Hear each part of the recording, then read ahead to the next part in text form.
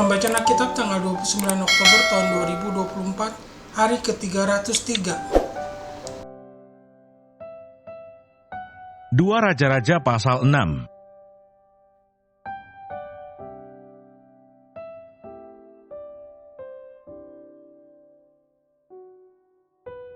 Tindakan Elisa dalam peperangan melawan Aram. Raja negeri Aram sedang berperang melawan Israel.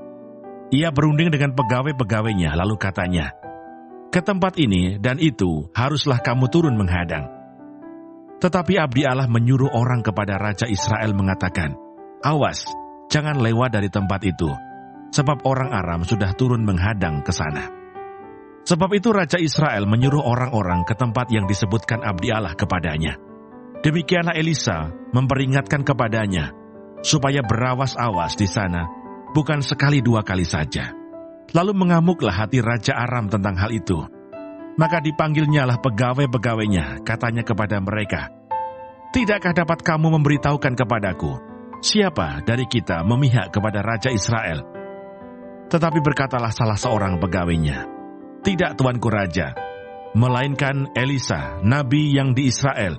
Dialah yang memberitahukan kepada Raja Israel tentang perkataan yang diucapkan oleh tuanku di kamar tidurmu." Berkatalah Raja, "Pergilah melihat di mana dia, supaya aku menyuruh orang menangkap dia." Lalu diberitahukanlah kepadanya, dia ada di Dotan. Maka dikirimnyalah ke sana kuda serta kereta dan tentara yang besar. Sampailah mereka pada waktu malam, lalu mengepung kota itu. Ketika pelayan abdi Allah bangun pagi-pagi dan pergi keluar, maka tampaklah suatu tentara dengan kuda dan kereta ada di sekeliling kota itu. Lalu berkatalah bujangnya itu kepadanya, "Celaka tuanku, apakah yang akan kita perbuat?" Jawabnya, "Jangan takut, sebab lebih banyak yang menyertai kita daripada yang menyertai mereka." Lalu berdoalah Elisa, "Ya Tuhan, bukalah kiranya matanya supaya ia melihat." Maka Tuhan membuka mata bujang itu, sehingga ia melihat. Tampaklah gunung itu penuh dengan kuda dan kereta berapi sekeliling Elisa.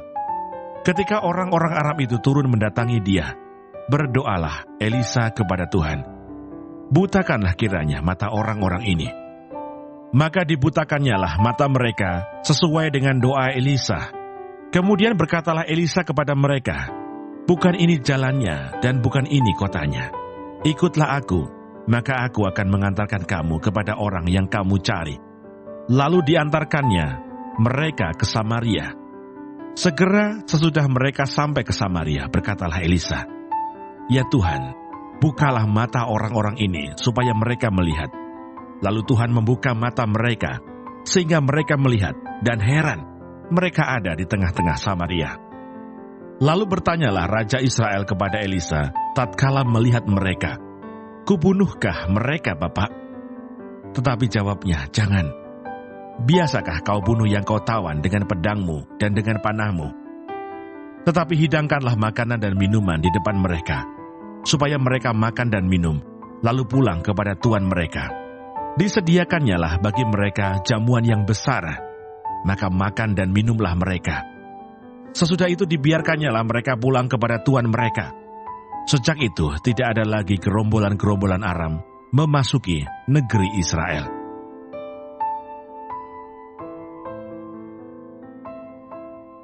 Mazmur 119.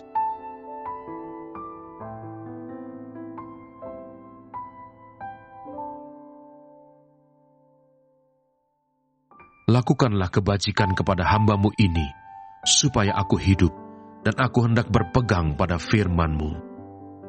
Singkapkanlah mataku, supaya aku memandang keajaiban-keajaiban dari Taurat-Mu. Aku ini orang asing di dunia. Janganlah sembunyikan perintah-perintah-Mu terhadap aku. Hancur jiwaku karena rindu kepada hukum-hukum-Mu setiap waktu. Engkau menghardik orang-orang yang kurang ajar. Terkutuklah orang yang menyimpang dari perintah-perintah-Mu. Gulingkanlah dari atasku cela dan penghinaan, sebab aku memegang peringatan-peringatan-Mu. Sekalipun pemuka-pemuka duduk bersepakat melawan aku, hamba-Mu ini merenungkan ketetapan-ketetapan-Mu. Ya, peringatan-peringatanmu menjadi kegemaranku, menjadi penasihat-penasihatku.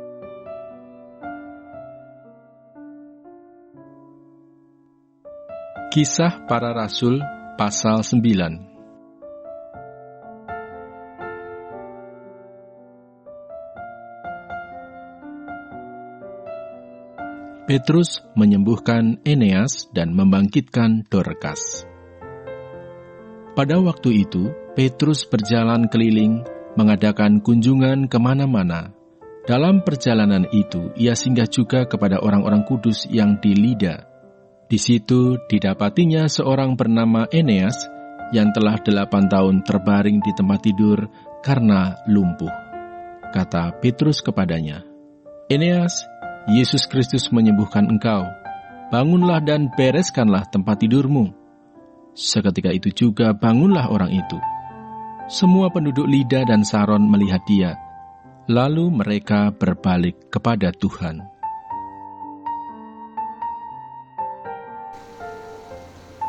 Tema minggu ini, iman yang melihat.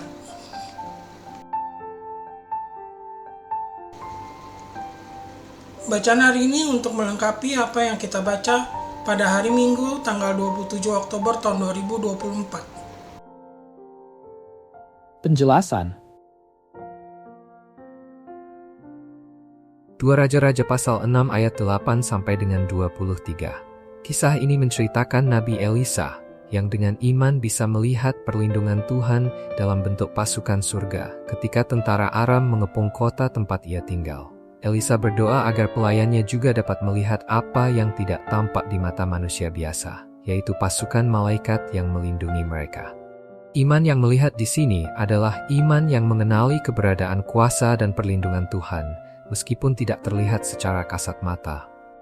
Mazmur pasal 119 ayat 17 sampai dengan 24. Dalam bagian ini, pemazmur memohon agar matanya dibukakan untuk melihat keajaiban dari firman Tuhan. Meskipun dikelilingi oleh orang-orang yang tidak percaya, ia mencari perlindungan dan hikmat dalam firman Tuhan. Iman yang melihat dalam konteks ini adalah iman yang mengandalkan wahyu Tuhan melalui firman-Nya, mempercayai bahwa firman Tuhan adalah panduan, kekuatan, dan sumber penghiburan yang sejati.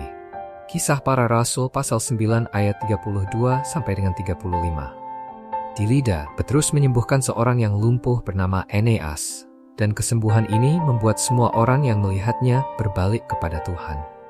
Iman yang melihat di sini adalah iman yang memungkinkan orang percaya untuk menyaksikan kuasa Tuhan melalui mukjizat dan karya penyembuhan, sehingga orang lain dapat menyaksikan kasih Tuhan dan bertobat. Renungan.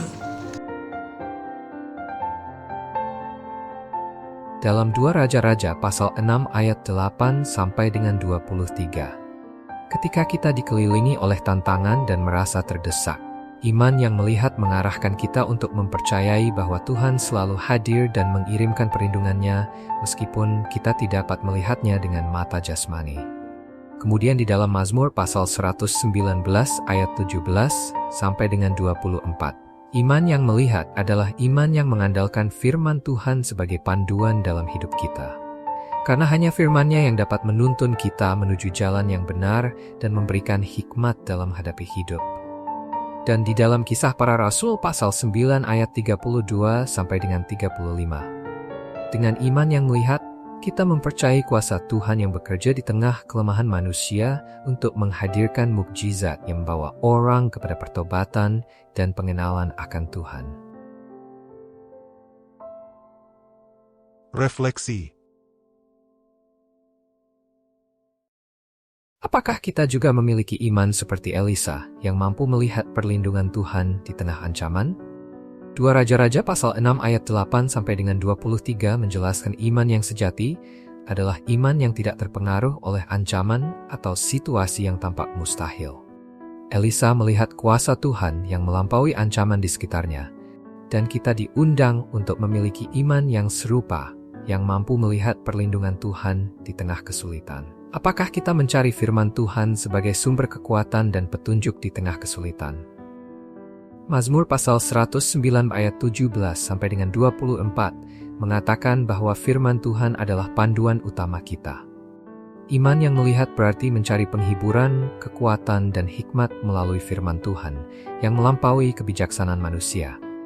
Apakah hidup kita juga menjadi kesaksian bagi orang lain tentang kuasa Tuhan? Dalam Kisah Para Rasul pasal 9 ayat 32 sampai dengan 35 menceritakan mukjizat kesembuhan Eneas menjadi bukti nyata kuasa Tuhan yang hadir melalui kehidupan Petrus. Iman yang melihat memungkinkan kita menjadi saksi kuasa Tuhan di tengah dunia, membagikan kasih-Nya sehingga orang lain dapat mengenal Dia. Kesimpulan. Iman yang melihat adalah iman yang mampu mengenali kehadiran Tuhan dalam berbagai situasi, baik dalam perlindungan yang tidak terlihat, dalam firman yang menjadi kekuatan, maupun melalui kesaksian hidup yang memancarkan kasih-Nya. Dalam 2 Raja-Raja pasal 6 ayat 8 sampai dengan 23, Elisa menunjukkan iman yang percaya pada perlindungan Tuhan meski tidak terlihat oleh mata jasmani. Mazmur pasal 119 ayat 17 sampai dengan 24 mengajarkan pentingnya firman Tuhan sebagai panduan utama. Sementara Kisah Para Rasul pasal 9 ayat 32 sampai dengan 35 menggambarkan bagaimana iman yang hidup menjadi kesaksian bagi orang lain. Iman yang melihat mengarahkan hati kita pada kuasa Tuhan yang nyata, yang memampukan kita untuk menghadapi segala hal dengan penuh keyakinan bahwa Tuhan selalu ada, siap untuk menuntun, melindungi, dan membawa kita pada hidup yang penuh kesaksian.